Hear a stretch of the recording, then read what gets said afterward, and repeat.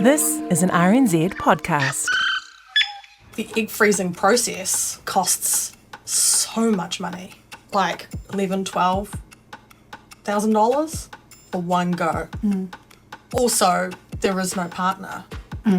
Would you do it alone? Yeah, I just wanted that kind of insurance policy. I wanted that comfort. I actually wanted the pressure a bit lifted as I dated.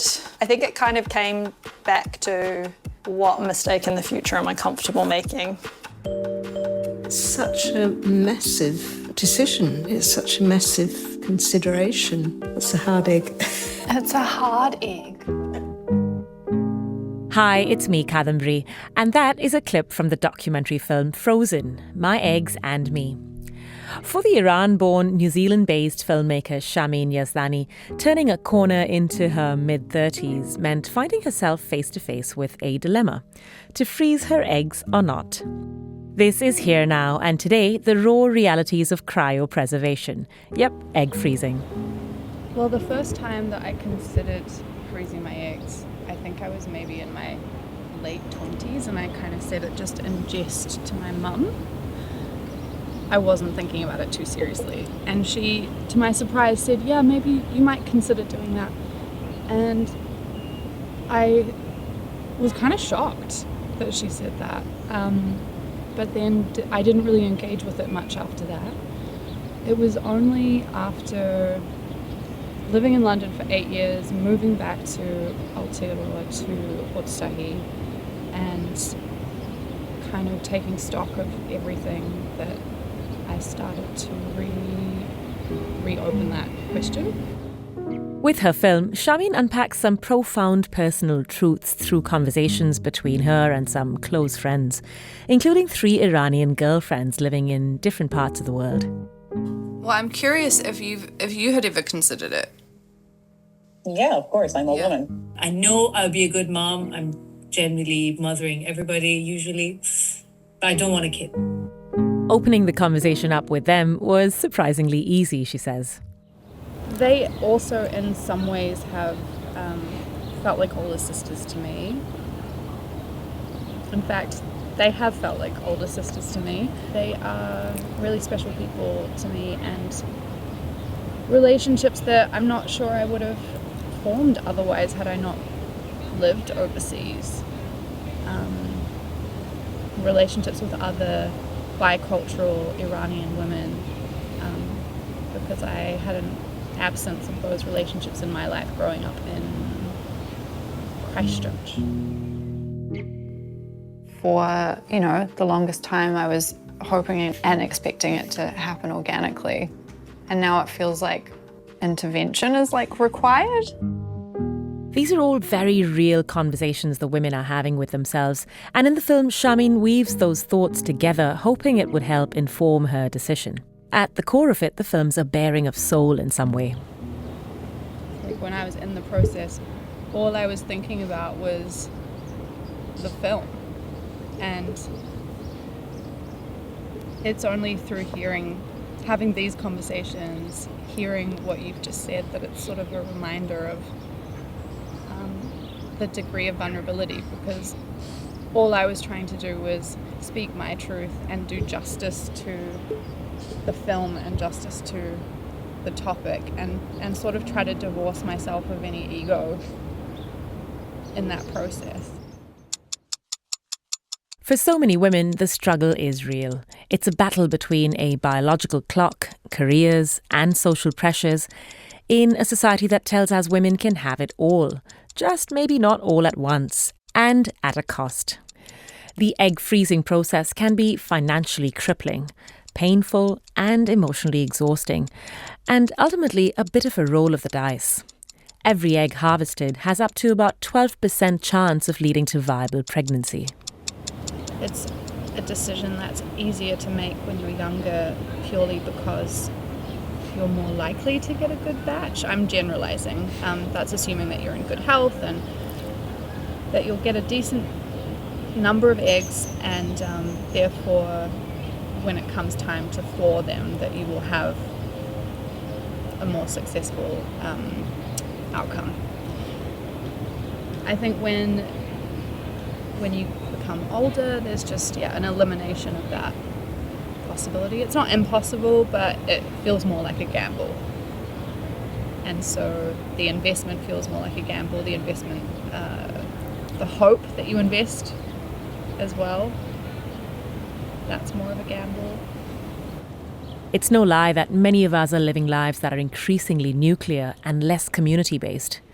And when you add to that the experience of being born to immigrant parents, there's a whole other layer to what it means to have your own children in the adopted home. For Shamin, a close relationship with her parents made the discussion a little easier to broach. I was going to say, because we're immigrants, we're very close as well, but I suppose that's not necessarily a reason, because there are a lot of immigrant families that are not necessarily close. But in our case, I think it's probably enhanced the closeness. And given that we are so far away, there's a big physical distance between us and the place that my parents grew up, and that we still feel very tied to. And I think that distance, just sort of strengthens the bond between us. Well, many of us are engaged in nowadays, can make it really challenging to bring a child into the world. And I have seen it myself, families that are really struggling that otherwise maybe wouldn't if they were in a more supportive environment. The onus is on us or women, to troubleshoot that and think about options like freezing our eggs, which can be a response to the social and societal frameworks that we are living in. You know, many of us try to build that for ourselves in the new space and context that we're in, but that requires so much energy and effort and time to build something that we weren't born into, like the people around us. And so that is one of the biggest challenges that then can possibly delay decisions like whether to have a family or... Like many of us women, reconciling differences in our inner worlds, cultural and social realities is a long, if not lifelong process. In the film, hope for Shamin ultimately comes in the form of acceptance from the ones that matter. I think in the case of my parents, because so much of their lives has been, in some ways, out of their hands, quite unpredictable, whether it was living through the war, the Iran-Iraq war for 8 years, you know, the things that are going on now that everyone's hearing about, my parents were going through for 8 years in the 80s. And then the revolution, and they immigrated more than once and have had to rebuild more than once. And I think when life throws these kind of curveballs at you, I think they just appreciate that sometimes we can't control everything. So I think that that's sort of what's at the root of their support and their understanding and compassion, which I'm very grateful for. You know, you've reached the end of this process in terms of the actual telling of the story, but the experience obviously continues to live on in some way. Honestly, in some ways, I mean, it's been very challenging trying to both make a big life decision and a film simultaneously. Don't recommend doing that.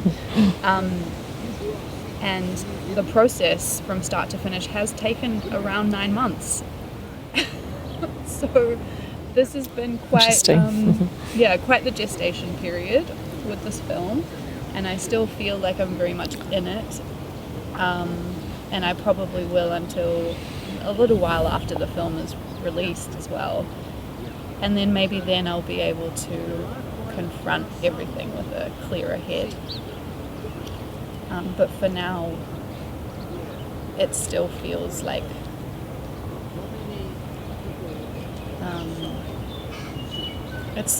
the film is my baby.